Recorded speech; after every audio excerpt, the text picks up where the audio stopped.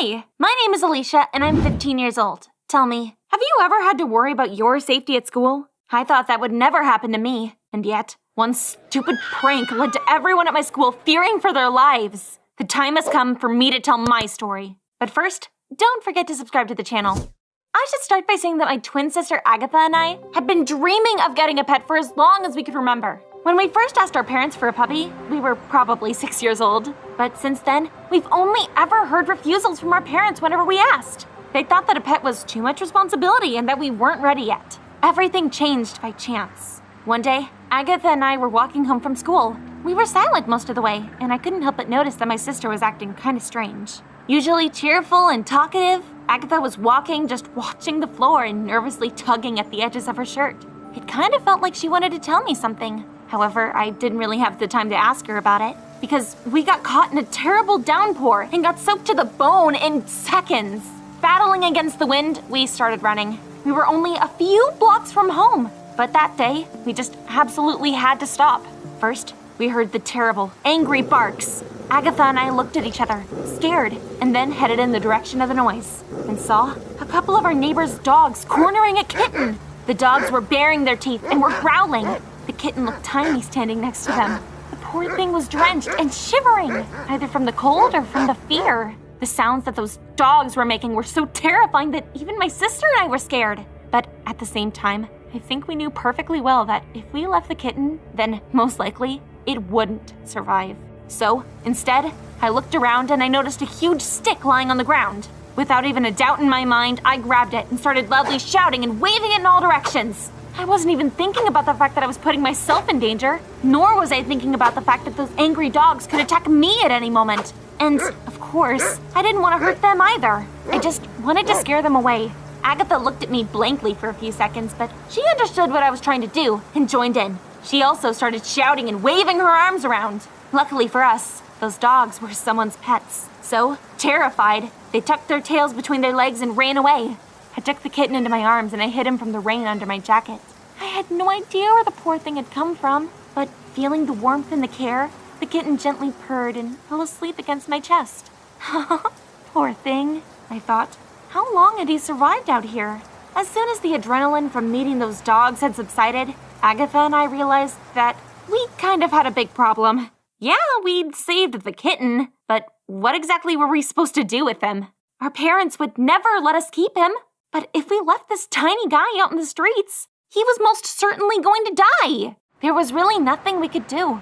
Terribly worried, we went home. And then, with tears in our eyes, we begged our mom and dad to let us keep the kitten. And to my surprise, it was as if something changed in them that day.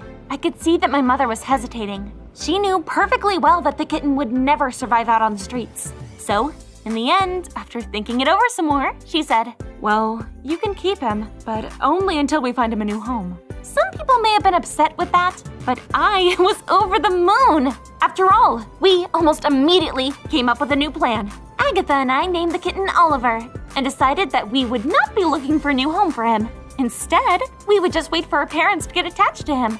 And in the meantime, we would behave like the most perfect daughters in the world. From that day on, we started doing everything we could to please our mom. We washed the dishes, cleaned our room, even began to study better. Well, we did it all together at first, and then, slowly, Agatha started to bail. She was still acting strangely. She was always on her phone and often looked sad. Once again, I didn't have the time to ask her what was wrong. I wanted so badly to be allowed to keep Oliver. Deep down, I felt that without my sister helping, my efforts alone wouldn't be enough. But fortunately for us, everything went well. It was impossible not to fall in love with Oliver. Every day he would meet us after school, and our parents after work, or sleep in a hilarious pose on the windowsill, with his fluffy belly up. But most importantly, when we went to bed, he would come and lie down on our chests, lulling us to sleep with his purring. Very soon, Oliver became my best friend. While Agatha kept acting mysterious, I spent a lot of my time with the kitten, and I was so happy that finally, for the first time in my life, I would be able to bring a pet to school for Pet Day. On that day, a whole bunch of pets were brought to the school along with the kids. Cats, dogs, hamsters, guinea pigs, parrots. Some of the kids even brought aquariums with fish. However, It was our classmate Linda who became the real star that day. She'd always stood out from the rest of the class because of her hairdos and her outfits. But, as it turned out, it wasn't just her looks that were different from the rest of us. Instead of a cat or a dog, she brought several terrariums with huge, scary spiders and snakes. We all looked at them warily. I was afraid to even get close to it. Linda seemed almost pleased with our reactions. She kept picking her spiders up and showing them to everybody. She hung the snakes around her neck and kept giggling and calling us cowards. But Linda wasn't the only one who had decided to show off, because at some point, Jessica came up to the blackboard to talk about her pets as well. She was holding a cute, white kitten. She proudly said that he was from a rich pedigree and worth several $1,000s. I guess she thought everyone would be astonished by it, but you really wouldn't believe who everyone's favorite was. In the end, it was Oliver who everyone loved most of all. He had no pedigree, but he was no less beautiful for it. Oliver cost us no money, and yet he was the most valuable thing in the world to me because I'd been dreaming about him for so long. Long story short, my classmates really liked my story about the rescue. That's why I went to gym class feeling happy. The classes hadn't been canceled, so we left the animals in their carriers and cages in our classroom. Everything, though, turned upside down in just the one class period. When we came back to the classroom, absolutely all of the carriers were empty. Someone had snuck into the classroom and let all of the animals out. Of course, I was terrified. I wanted to find Agatha, but she'd disappeared somewhere. All of the windows and doors in the school were quickly closed to stop the animals from running away. Finding the cats and dogs wasn't very difficult, since almost immediately, they all ran towards their owners when they heard their voices. Catching the spiders and snakes was much scarier.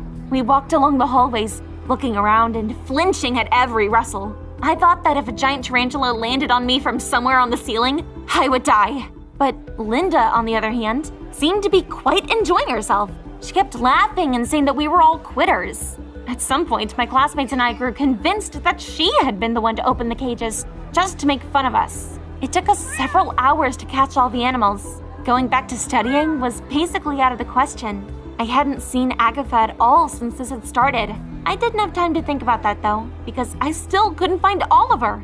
In the end, the only pets yet to be found were my cat and one of Linda's snakes. She'd found photos of it on the internet and showed them to us, so we would better understand what to look for. And that's when I realized the photos seemed familiar to me. To confirm my guess, I opened an article about animal mimicry, and when I read the section about reptiles, my blood ran cold. I showed it to Linda. When she looked at the photos, I saw her turn pale. The whole time, she'd been keeping a deadly, venomous snake at home without even realizing it. There were two species of snake almost identical in color, one venomous and the other not. And, well, Linda had been sold the wrong species by mistake.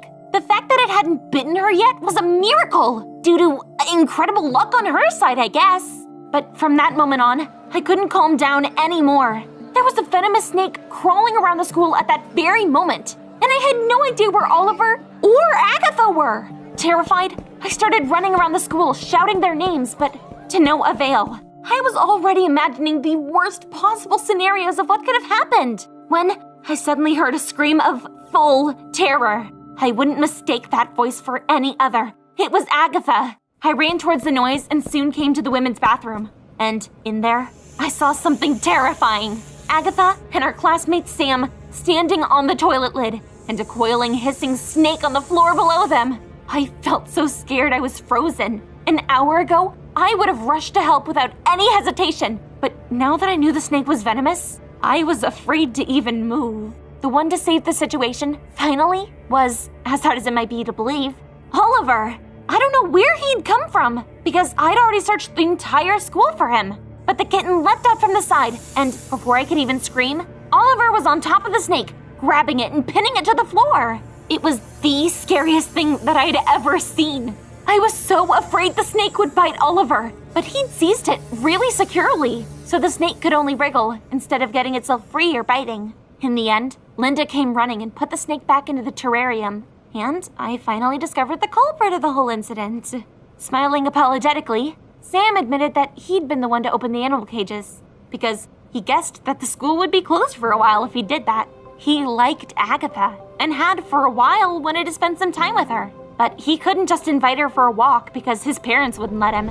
It was then that I'd realized why Agatha had been weird the whole time. She seemed to like Sam a lot, too.